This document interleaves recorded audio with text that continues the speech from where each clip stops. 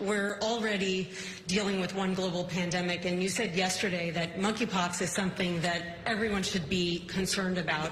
There are a few confirmed cases in the U.S., and some countries are imposing 21-day quarantines for people who are infected or even in some cases just exposed. Should Americans expect something similar?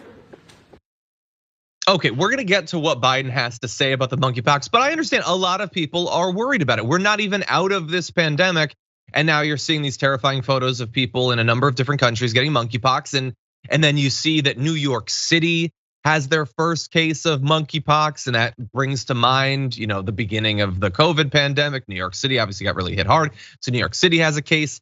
Massachusetts had the nation's first case of monkeypox back on Wednesday. And we can go to this little international map. You're going to see different countries around the world that have it. You can see there Spain, Portugal, the UK. I mean, these are just a couple of dozen cases outside of Africa. There's 92 outside of Africa, but that is scaring people that it's spreading to countries like Australia, Canada, Belgium, Italy, London, Northern Ireland, Portugal, and Spain. Now that does not mean though that this is COVID once again, or that you need to be terrified. But just in case, we are gonna dive into what it actually is, the different ways that it can manifest and all that. Francesca, before we get into the specifics, how terrified are you right now? I know it's sexually transmitted, and I'd like to say, I'm on the prowl, I'm dating around, I'm swiping right, all that stuff. I'm living my, whatever, early 20s. I'm not, and I'm monogamous, sorry. So I feel safe. I feel safer about that. But I also kind of have to admit that like I'm old by saying that I feel safe. Okay, that's good. Well, we are glad that you are safe and old and monkeypox free. But it has been spreading. It's been spreading inside of Africa for a few years now. Mainly just in there, actually. It reemerged in Nigeria in 2017. There had been 40 years with no reported cases. Imagine that going literally 40 years, and then at the end of that 40 years, we decide to backtrack as a society. How could we ever let that happen? But it is happening with monkeypox here. Now, it can be transmitted by droplets and by close contact with infected skin lesions or contaminated materials. Usually incubates in people for 6 to 13 days before symptoms appear. So this is one of several viruses that can spread thanks to infected skin lesions. I would just say as a general rule, don't touch people's skin lesions as a general thing. There's just the benefits aren't worth the cost. But if you call them your skin lesions. Exactly. That's a pickup line. Hey, you want to touch my skin lesions? I don't think anyone wants to. Can I buy you a drink? Just covered in monkeypox. Anyway, as Francesca alluded to, high-risk contacts include sexual partners, people who live in the same house, or anyone who comes into contact with bodily fluids, for example, via a cough or sneeze. So that is one thing to bear in mind, that it is going to be more difficult for this to easily spread because it requires the actual like droplets. It's not, in my non-expert version, is non-aerosolized. So it's a little bit like how, things like Ebola and stuff is more deadly, but also more difficult for it to actually spread. So again, that's one reason to pump the brakes. There's a few reasons though to pump the brakes. Now, if you get it, it creates a rash that starts with flat red marks that become raised and filled with pus, so ew. Infected people also have a fever and body aches. And in terms of how deadly it is, there are actually two different versions of it at least.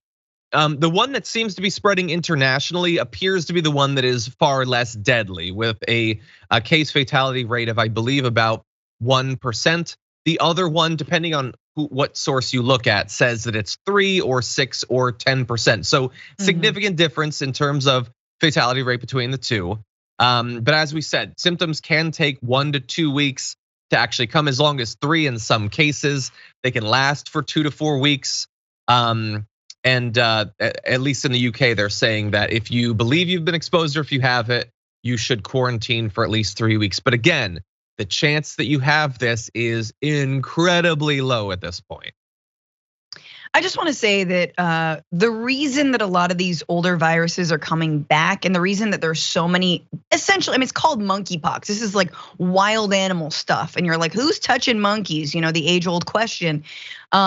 And the reality is nobody. However, as humans continue to degrade the environment and gentrify the jungle, we come into closer contact with wild animals as we continue to, obliterate the Amazon for things like factory farming or monoculture and monocrops. That leads to less biodiversity. There is less protection between us and wild animal monkey diseases. So like this is all kind of part of what Mother Nature has been and will continue to be trying to tell us, which is leave me the F alone.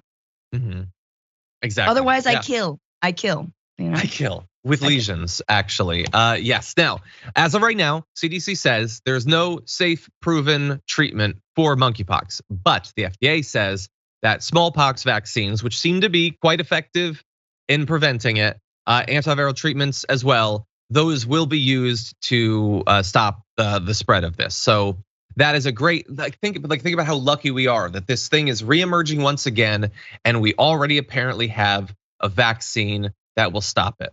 Unfortunately, we have a population that is not remotely interested in vaccines and probably won't take it in the first place.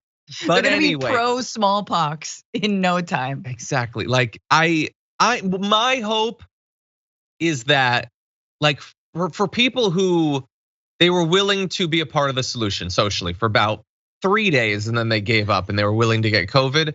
The fact that it only got you really sick and killed you wasn't enough to get through to these people.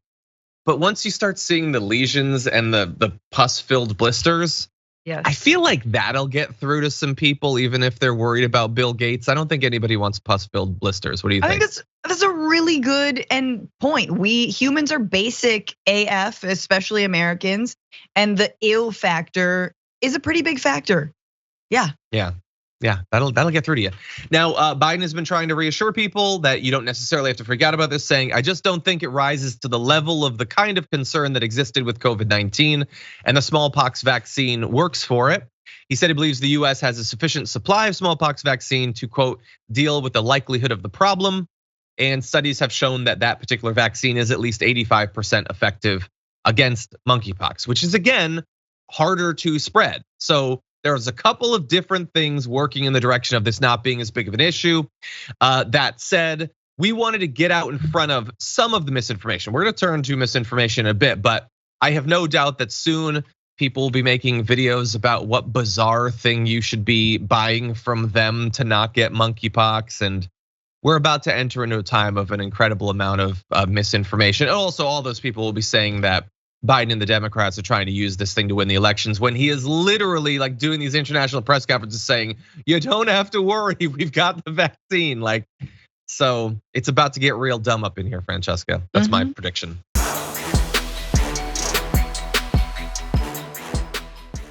Check out the Damage Report podcast each day, wherever you get your podcasts, whether Pocket Casts or Stitcher or iTunes. You can join me as I give you the news and stories you want, with a range of co-hosts and interview guests jumping in on the fun each day. Again, that's the Damage Report, wherever you get your podcasts. And if you get them at iTunes, don't forget to rate and review. Sometimes I'll read them live on the show.